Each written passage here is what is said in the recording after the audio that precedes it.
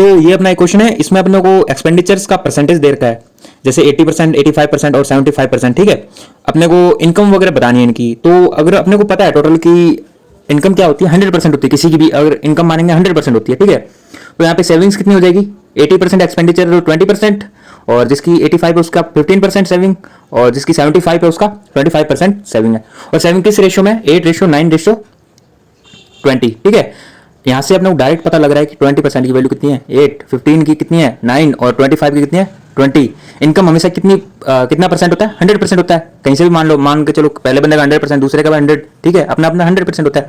तो अपने क्या करेंगे, इनकी इनकम निकालेंगे तो क्या हो जाएगा, 8/20 इंटू 100। ठीक है, अब नेक्स्ट बंदे की इनकम क्या हो जाएगी, 9/15 इंटू 100, और उससे अगले बंदे की कितनी हो जाएगी, 20/25 इंटू 100 इंटू 100। ये तीनों की इनकम हो जाएगी।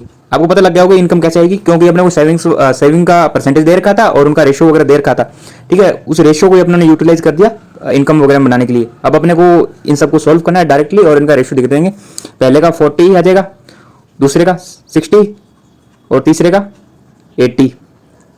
ठीक है, इनको सॉल्व करेंगे तो 2:3:4। ठीक है, अब अपने को टोटल इनकी इनकम दे रखी है 72,000, मतलब 9 की वैल्यू दे रखी है 72,000। अपने को सेकंड की इनकम बतानी है, कितनी हो जाएगी, 9 की वैल्यू 72,000 है, तो 1 की वैल्यू 8,000 और 3 की वैल्यू 24,000। ये किस बंदे की इनकम है, सेकंड बंदे की, कितनी हो जाएगी, डी 24,000 ऑप्शन।